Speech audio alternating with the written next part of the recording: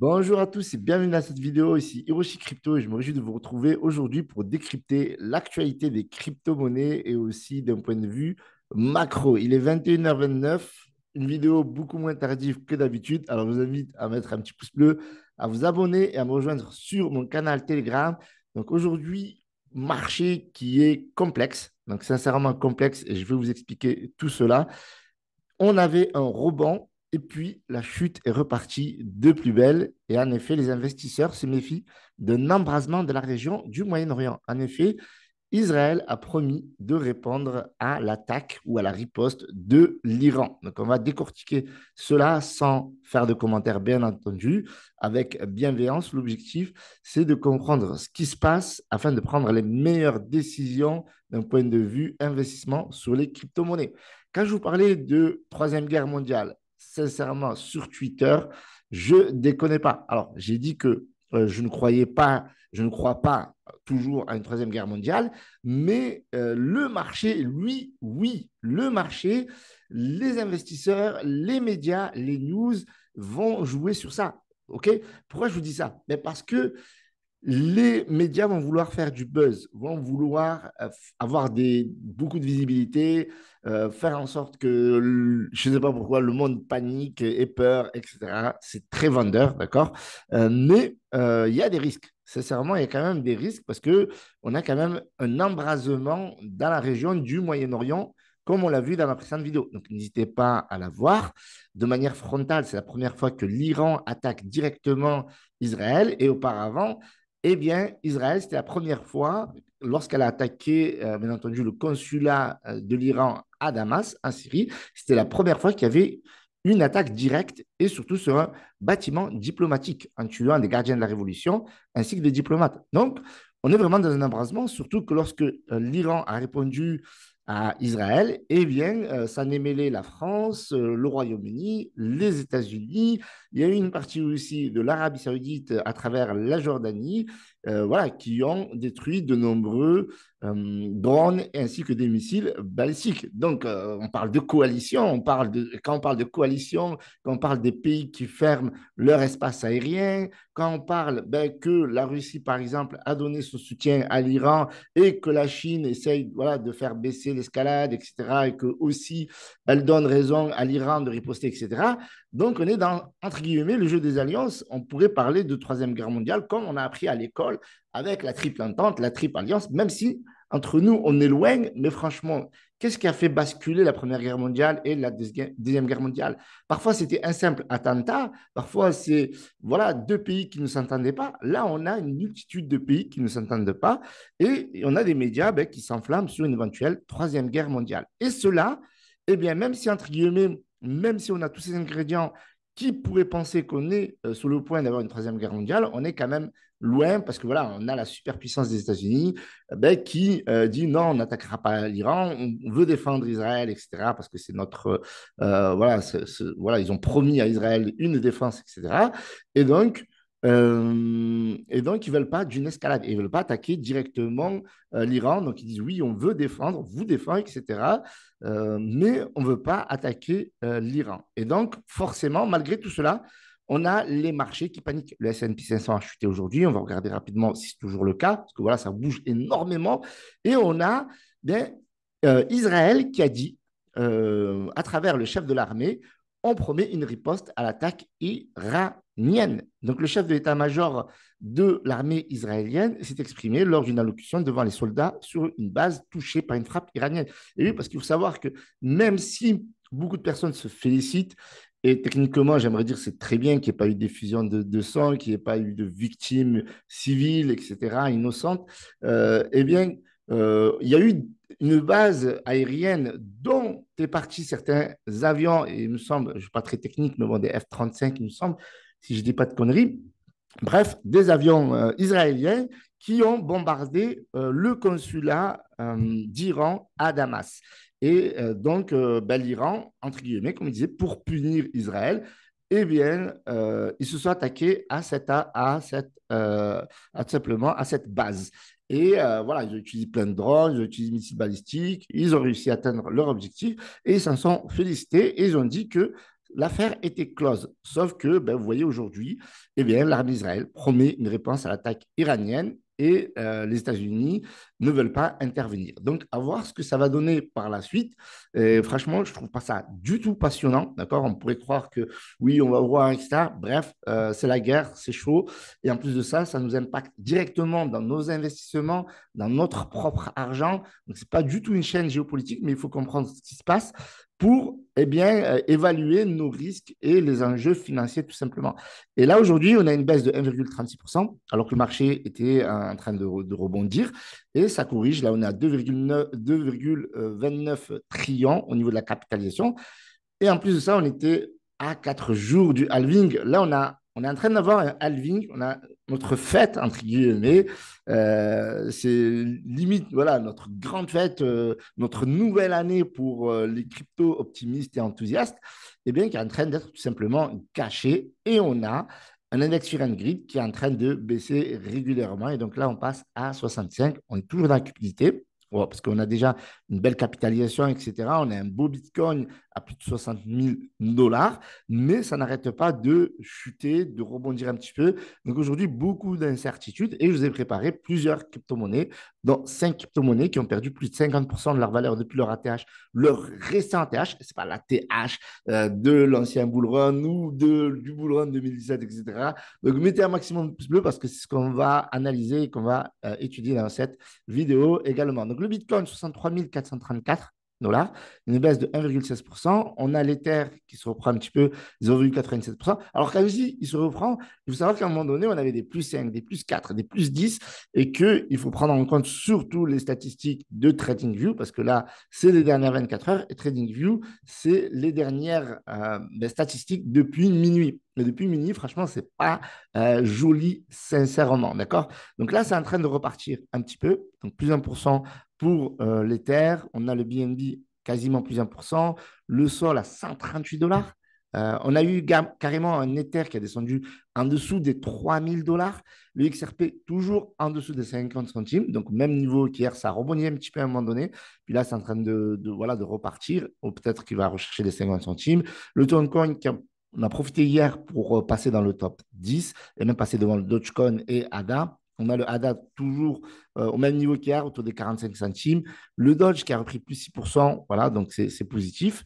Okay, donc là, c'est en train de repartir doucement, sûrement, même s'il y a voilà, beaucoup de crypto-monnaies qui sont impactées et certaines cryptos qui risquent de ne plus se relever de cette crise. Voilà. C'est comme ça parce qu'elle bénéficie de moins de visibilité. Et lorsqu'on a moins de visibilité que les projets du top 100, etc., ben, des fois, certaines crises comme celle-là, elles peuvent tuer certains projets. Donc, on a le corps, on en a parlé sur la chaîne vidéo. Donc, je vous mettrai la vidéo dans la description. Une vidéo qui présente ce projet-là et qui a pris plus de 66%. C'est juste énorme. Et d'ailleurs, on en parlera par la suite, mais ce projet-là, sincèrement, il est à Dior. Il est à Dior. N'hésitez pas à regarder la vidéo, je vous la mets dans la description. Et on va parler d'ailleurs dans les minutes qui suivent. Donc aujourd'hui, voilà, on est toujours dans cette semaine baissière carrément. Donc là, on est haussier, voilà, c'est en train de repartir. J'aimerais dire qu'en 66%, c'est énorme. Mais on a quand même du Tao qui est toujours sur une belle perte, entre guillemets, je dis belle perte, cette opportunité de Dior et de DCA, etc. On a du TIA également, bonne opportunité à voir, on va le voir par la suite. On a le banque voilà, qui corrige. Bon, les mêmes coins, ça, franchement, ça, c'est les premiers à ramasser. Même moi, je suis un pro même coin, etc.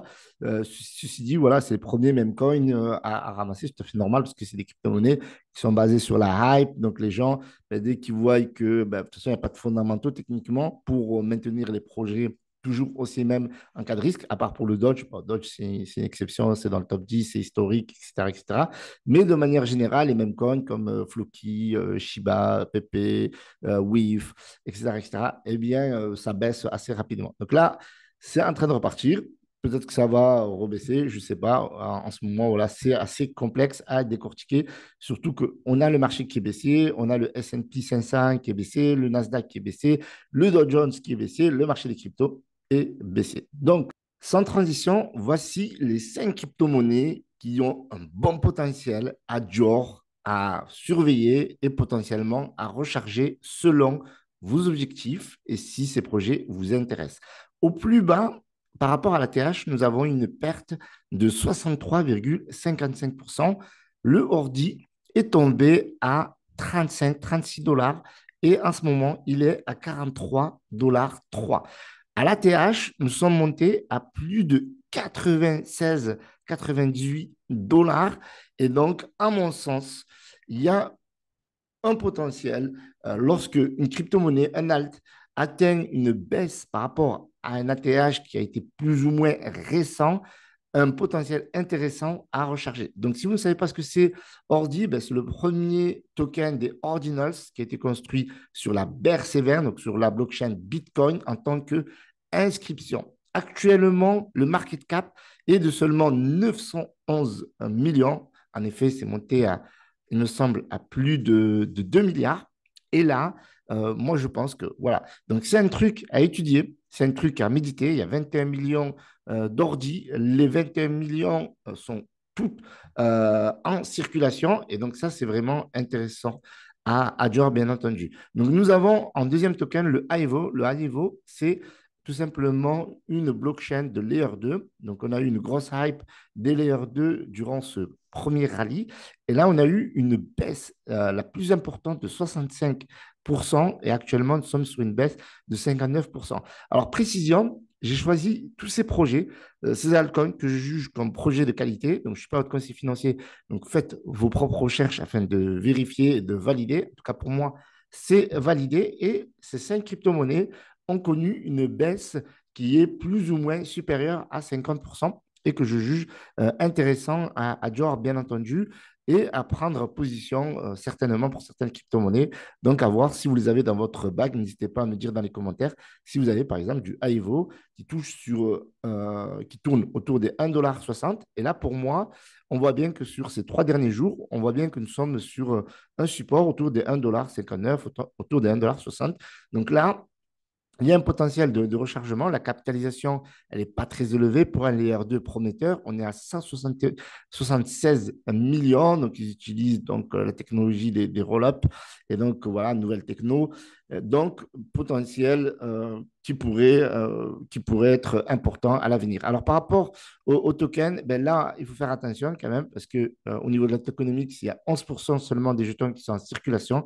Donc, il faut étudier si ça vous intéresse. En tout cas, ça fait partie du top 10 des layers 2. Donc, pourquoi pas à Dior ou à recharger ou à charger tout simplement. Donc, en troisième token, on a le Mubi. Le Mubi, c'est quoi? Ben, c'est tout simplement un token du projet Multibit et c'est tout simplement un bridge, donc un pont entre la blockchain BRC20 et ERC20. Donc voilà, donc ça fait le lien entre la BRC20 et le ERC20. Donc ça s'inscrit dans l'interopérabilité des blockchains. En plus, c'est marrant parce que je ne l'ai pas fait exprès. D'un côté, ben, on a les ordinals BRC20, de l'autre côté, on a les ERC20 avec notamment Aevo. Donc, le MIBI est une crypto-monnaie qui est intéressante à Dior également. Donc, là, on est sur une petite capitalisation. Donc, il me semble qu'il doit être ici. Donc, une capitalisation de 131 millions. Là, on est à 13 centimes 86. Et lorsque ça a été lancé, notamment sur BitGate, d'ailleurs, j'en profite également. Si vous voulez passer par mon lien affilié BitGate, ça me récompense de mon travail et vous, ça vous offre 10% de frais de réduction. C'était monté à un ATH autour des 38 centimes, 39 centimes, et voire même, voilà, en moyenne, autour des 30 centimes. Donc, voilà, donc là, on est à plus de 50%, donc c'est intéressant, même si, voilà, le plus haut, donc forcément, listing, etc. Donc là, il y avait une grosse hype. Eh bien, on est sur une baisse de moins 71%. Là, on était sur un nouveau rallye, j'aimerais dire. Et on était aussi, et puis après, il y a eu les mauvaises news, donc forcément, ça a corrigé, c'était en train de repartir, donc la correction. Donc forcément, là, il y a opportunité. On note qu'il y a quand même une résistance autour des 19, 20 centimes, OK? Mais voilà, nous sommes à 14 centimes, donc pour moi, le bon point de rechargement serait plutôt autour des 10 centimes, quoique là, si on prend une position, c'est pas déconnant, voilà. Encore une fois, ce n'est que mon avis. Donc, faites vos propres recherches avant d'investir. Donc, très important. Et là, au niveau de la tokenomics, donc là, pour moi, c'est presque imparfait parce qu'on est sur un 95% des tokens en circulation. Donc, quatrième projet, qui pour moi, je vous en ai déjà parlé sur cette chaîne YouTube. Pour moi, c'est vraiment la pépite of the pépite de ce bull run. Euh, eh bien, nous avons TIA. TIA, je vous en ai déjà parlé à plusieurs reprises sur mon canal Telegram, donc n'hésitez pas à le rejoindre. TIA qui se négocie actuellement à 9,48 $ et au plus haut, on était à plus de 21 dollars. Et donc là, nous sommes à 9,48 $ et nous avons eu un rebond autour des 7,47 $. Donc un rebond qui était un plus haut aussi où il y avait eu un rejet puis c'était reparti à la hausse. Donc ça me semble être un bon point de rechargement autour des 7 dollars, voire 9 dollars. Donc, en tout cas, c'est une grosse capitalisation. Il y a un point négatif à ce projet par rapport à Tokenomics. Donc, c'est un projet qui est sorti il n'y a pas longtemps. La capitalisation est de 1, quasiment 7 milliards, donc 1,168 milliards. Et la problématique, c'est le nombre de jetons en circulation. Donc là, nous n'avons pas toutes les informations, mais il me semble qu'il y a seulement 10% des jetons qui sont en circulation. D'accord? Donc vous avez ici l'offre en circulation, donc c'est 167 millions sur 1 milliard, donc ça fait à peu près un peu plus de 17, voilà, voilà, 17,7% des jetons en circulation. Donc c'est un point négatif. Donc là, il faut bien étudier et bien tout simplement à quel moment certains tokens vont être mis en circulation. Et le dernier projet, c'est l'un des derniers projets où je vous ai fait une vidéo complète review, c'est le projet Core. Le projet Core qui avait explosé dernièrement, donc grosse explosion à partir du 24 mars. Donc ça, c'est un projet Core DAO, donc c'est un projet avec une organisation décentralisée qui développe le Satoshi Plus, le consensus Satoshi Plus. C'est quoi? Ben, c'est tout simplement utiliser la puissance de calcul de Bitcoin, utiliser la technologie Bitcoin et également tout ce qui est positif dans Ethereum pour construire tout simplement une blockchain. Donc, il y a déjà une blockchain, un écosystème, c'est actif, une très, très forte communauté. Je vous renvoie vers ma précédente vidéo qui a été la plus complète. Donc là, on était à plus de 4 dollars. Au plus bas, c'est redescendu à 1,7 $. Incroyable. Donc, ça pour vous dire que la crypto-monnaie, c'est ultra volatile. Donc, vous voyez qu'un projet peut perdre 75% en quelques jours à la suite d'une hype. Donc, très forte correction suivie d'une consolidation et d'un nouveau rallye. Et là, actuellement, c'est en train de repartir. On est sur une perte de 46%. Donc, pour moi, un bon point d'entrée serait finalement ce potentiel support autour des 1,34 $ à étudier, quoique 2,34 $ pour ce projet ambitieux et qui donne vraiment les moyens de réussir. Donc, ouais, 1,34 $ pour moi serait la meilleure position. Ouais, la meilleure position autour de 1,20 $, voire 1,34 $, etc. Ça pourrait être une position que Core pourrait aller rechercher. Donc, au niveau de la capitalisation, d'accord? Au niveau de la capitalisation, nous sommes à plus de 2 milliards. Donc, ça reste un projet quand même assez euh, capitalisé. D'accord?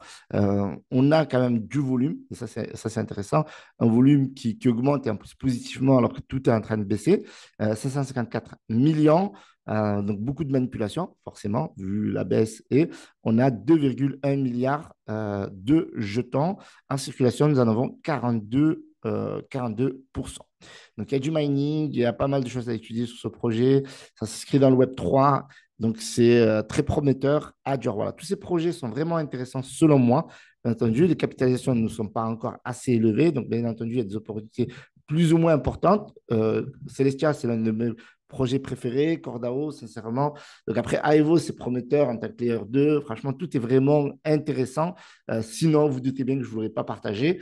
Ordi, pour moi, ça reste quand même une sacrée pépite. Il y a un gros potentiel. La capitalisation est de 908 millions. Tous les tokens sont libérés. Bref, tous ces projets sont vraiment intéressants, même Multibit. Ce serait peut-être le dernier projet. Mais voilà, au vu de la capitalisation qui n'est pas assez élevée, on a quand même, sincèrement, selon moi, 5 pépites. Dites-moi dans les commentaires quel projet vous avez le plus aimé. Je vous remercie d'avoir visionné cette vidéo. Mettez un pouce bleu. N'hésitez pas à me rejoindre sur le canal Telegram afin de débriefer sur ces projets et de l'actualité des crypto-monnaies. Salut à tous, c'était Hiroshi.